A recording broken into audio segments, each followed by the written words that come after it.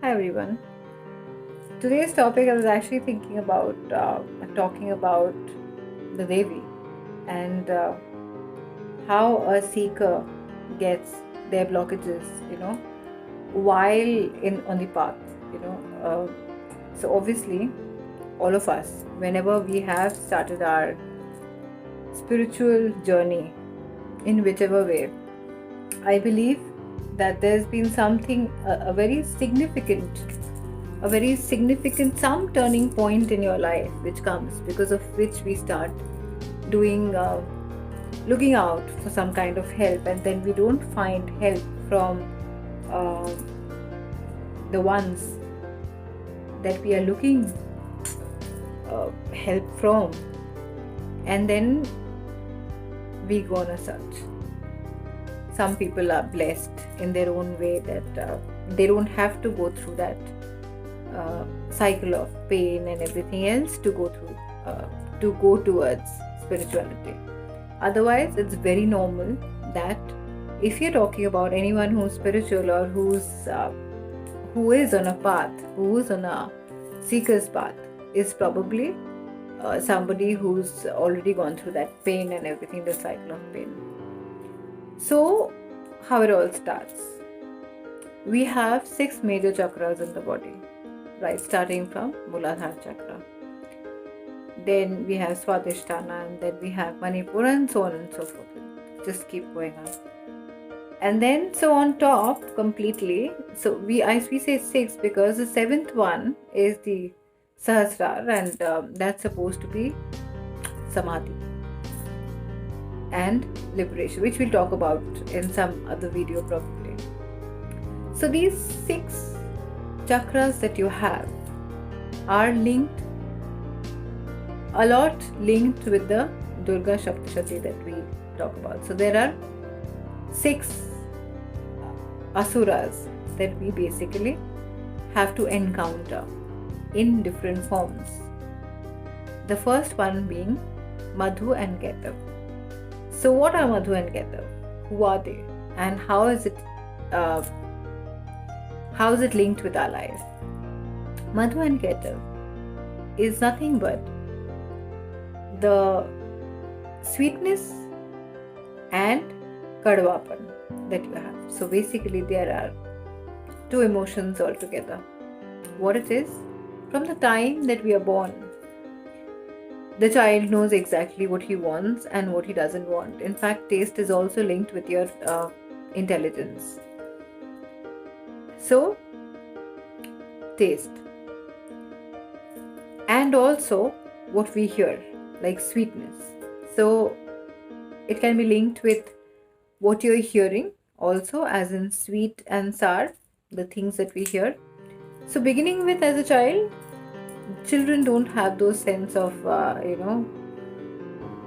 hearing and getting over things and all. So because they're very innocent, so it doesn't really take much time for them to get over things that somebody has told. Okay, they get scolding and then they are very fast in getting over it. So you need to get over. It's not that you will not taste anymore. You will taste, definitely. But you have to get over that taste. That is what it is. Similarly, when you hear some good things about you, or when you hear bad things about you, so it does affect us in some way or the other.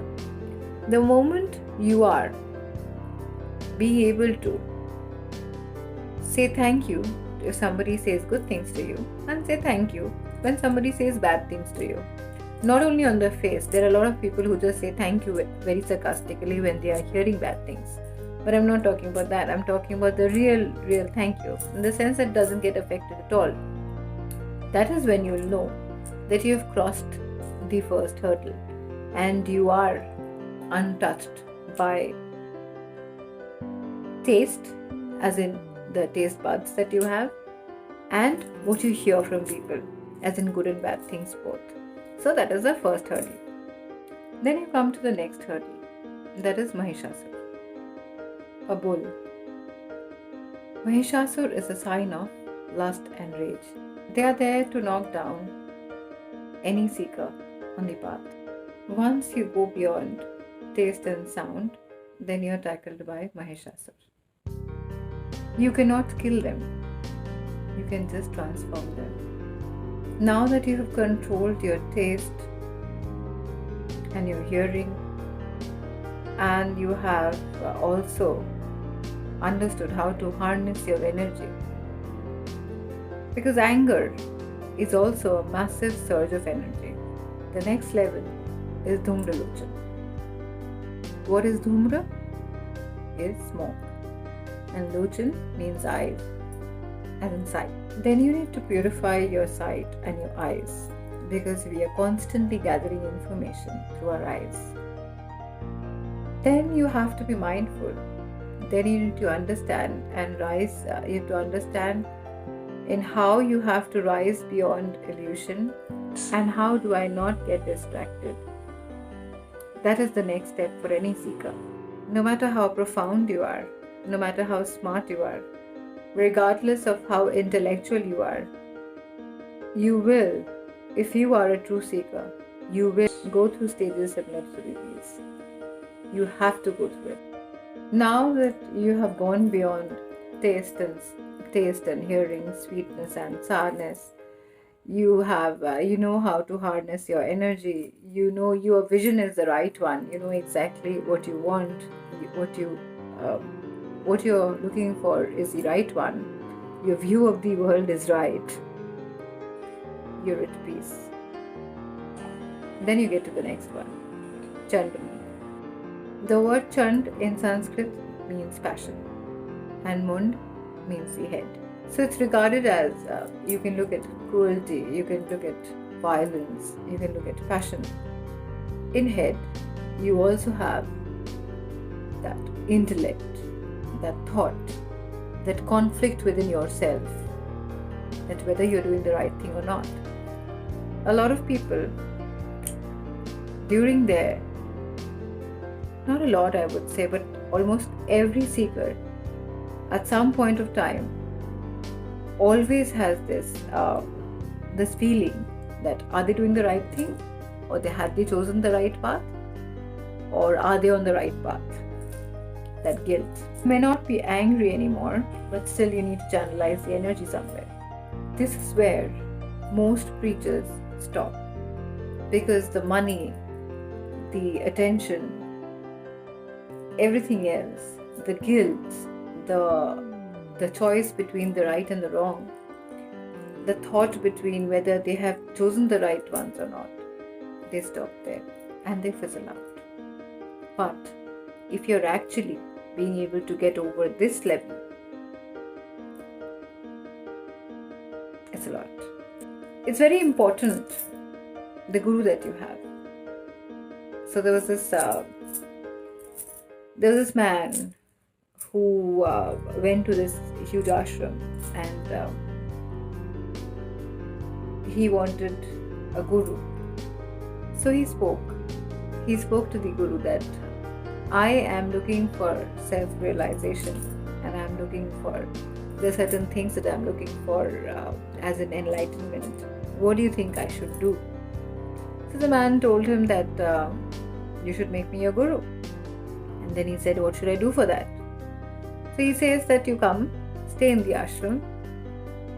You might have to do a few things. You might have to look after a few things that I have. You might, some days you might have to wash my clothes. Some days you might have to look after the school that is there. Some days you might have to do this and that, and a whole lot of things that he came up with. Then the man says, sorry Guruji, I was looking for God and I was not looking for a job. So that's how it is. So if in today's world, you will, I don't know, because what we understand by the guru is not really the guru anymore. That is because it is just somebody, if you have somebody who's showing you the right path that reaches to the right place that you're looking for. And all gurus might not be suitable for all kind of people, because you might not be ready for accepting a guru who's not like you. I mean, is not For example, you're looking for a road to Bombay and the guru has the road map to Delhi, you'll not really be, happy about it. So obviously you need to be very careful about what you're looking at and what you're looking for.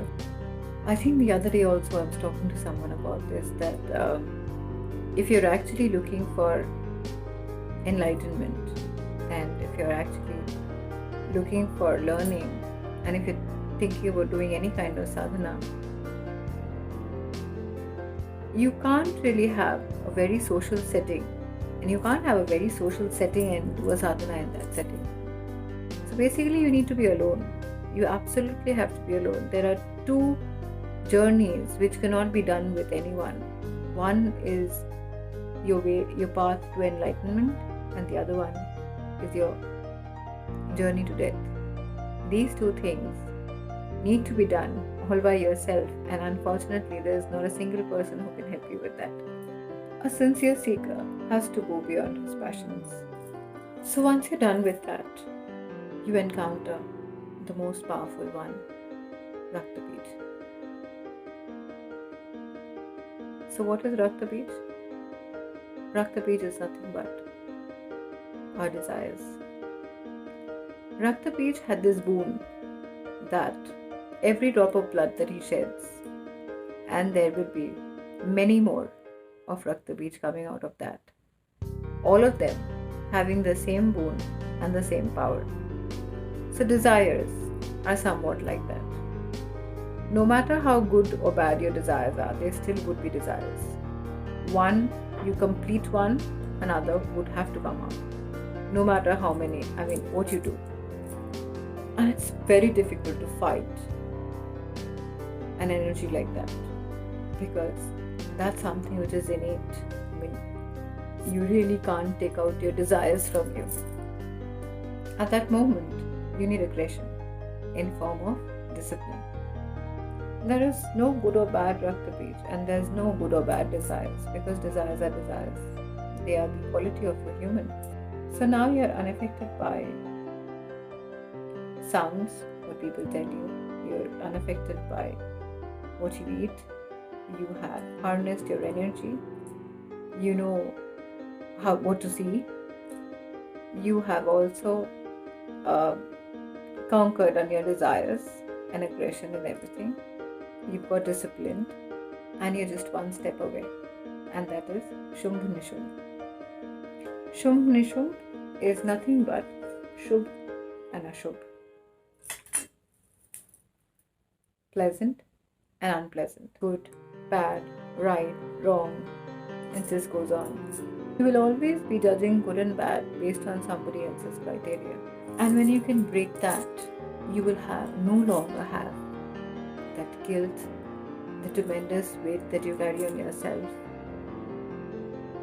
what the society is looking for from you, what you want from yourself, the right, the wrong, the binding, everything, or any of the other negative emotions. You become an embodiment of compassion and love, because that is your intrinsic nature. So you go beyond Shumbh and Nishumbh, and then you're ready for the ultimate reward. Ma comes and grants a boon to Surat and Samadhi. The greatest of vehicles are inside you. Wisdom. You just know right from wrong, and you have to rise beyond this dual.